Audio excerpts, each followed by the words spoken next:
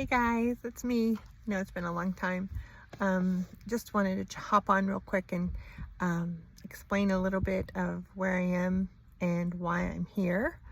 I always knew that at some point after I went back to Illinois to visit my family that I would be going to Michigan. I have a brother that lives there with his fiance, or here I should say, and my stepdad who's elderly, and I knew I'd be coming here, but I figured a week or so.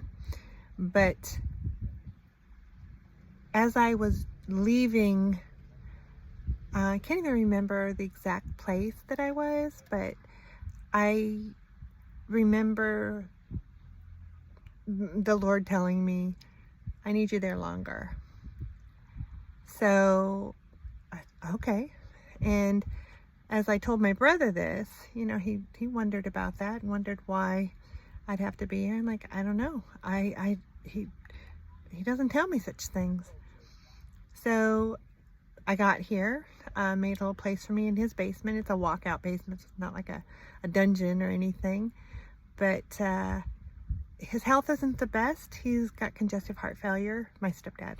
And he had a valve put in a couple of years ago that is supposed to give him about 6 years, if nothing else goes wrong. He's had bypasses and he's got like a pigtail artery. So he's had a lot of issues with his heart. But he's usually a very healthy guy, and what he tells me is that he's outlived most of his family by at least 11 years, so there's that. But I noticed a considerable change from the last time I'd seen him at my son's wedding a couple of years ago.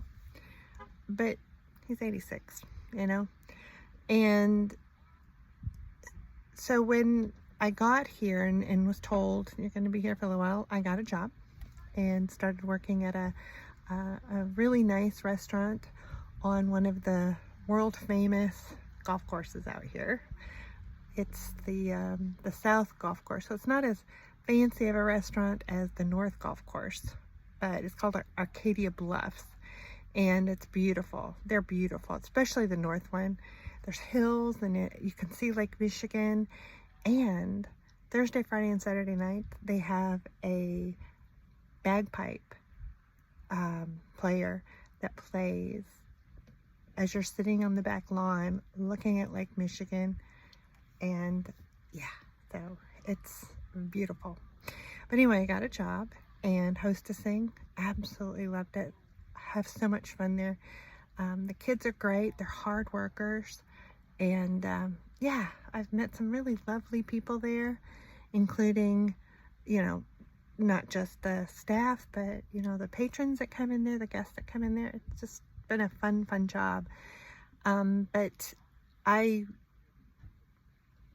the day after, my sister came for a visit to visit her stepdad and her brother and his fiance. And the day after she left, my stepdad woke up and could not breathe. Got him to the hospital, and he had to be diuresed. That just means that they had to take water off of his body because of his congestive heart failure. Water backs up, so it meant his diuretic that he was taking wasn't working, and that's why he couldn't breathe. So he went to the hospital. They took 25 pounds. The doctor said the 11 pints equates to about 25 pounds of fluid off of his body. I thought he had thick calves, and he didn't. He has thin calves, but yeah, it's because of the water. So he came home, and I haven't had to do a lot of care for him. He's been, taking care of himself, but he came home on oxygen. In the hospital, he was on 4 liters, and then he came home on chew. They don't know when or if he'll come off the oxygen, but that's okay. And so his diuretic stopped working. He started gaining weight again, and that's how you monitor to see if the diuretic's working. And he had gained 6 pounds in 4 days from leaving the hospital. So I called his doctor, talked to his nurse, and she said might be time for hospice. So I'm meeting with the hospice nurse tomorrow. She's going to come out to the house. We're going to keep him at home. He wants to be in his home when he passes away. So now I know why I'm here. I know that it's to bring him comfort and love while he begins this journey and when he transitions. And I'm getting a little emotional. He's at peace with it. I'm at peace with it. He has his faith, so he knows where he's going and he's not afraid. But you still miss him, you know, you still miss him. You know, he's my stepdad, but he's a very sweet man, and I'm very grateful that he came into our family. I had to show the lake a little bit, but he's just a sweet man, a strong Christian, and love him dearly. So I'm so honored and blessed that the Lord thought that it was okay for me to be here. So when I started taking more care of him, because the hospital stay knocked him down, you know, he was kind of resistant, but he can't really do a lot for himself right now because of the hospital stay. And even before the hospital stay, when I would do things for him, he said, you know, I can do it, I can do it. And I said, you know what? The Lord told me that you have served him well, and it's time for you to be served. And that's why I'm here. And so he said, you know, I accept that. He's deaf. And he said, okay, I accept that. I accept that you're here to take care of me, and that's fine. And then after the hospital thing, you know, he said, I'm glad that you're here. And I said, so am I. So that's the story. That's why I'm here. And up until that point, and day or two afterwards, God's still putting people in front of me that need to hear his word and that he loves them. The whole reason for my mission, you know, it still happens, you know, and that's great. I'm, you know, talking to people about his love and that he's still here. And so that's good too. But I put in my Facebook post that, you know, I am very blessed and honored to be doing this for my stepdad. And I really am. It's an honor to help anyone in this time of their life, because I think it can be a beautiful time. You know, it's inevitable. We all pass away.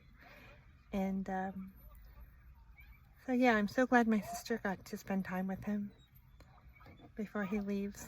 And I think one of my other brothers, the one that doesn't live here, he got to spend some time with him a little while back. So he feels loved. He never had children.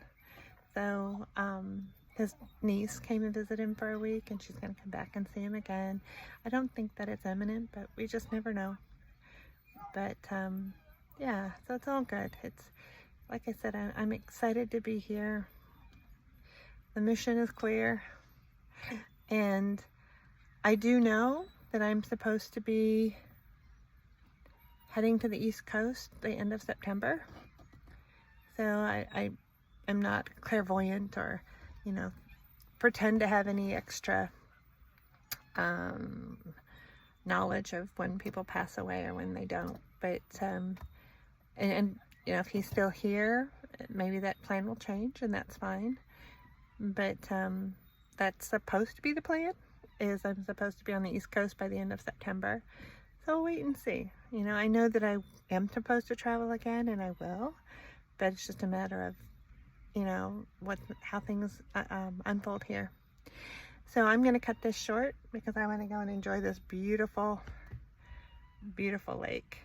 There's, I like to walk the beach, but I also there's a pier that I like to go out on that is about a mile walk actually to the lighthouse, and it's so lovely, especially when the water's splashing like it is right now. It's just so lovely. I just like to go out there and pray or meditate. It's a nice short little walk, but it's nice.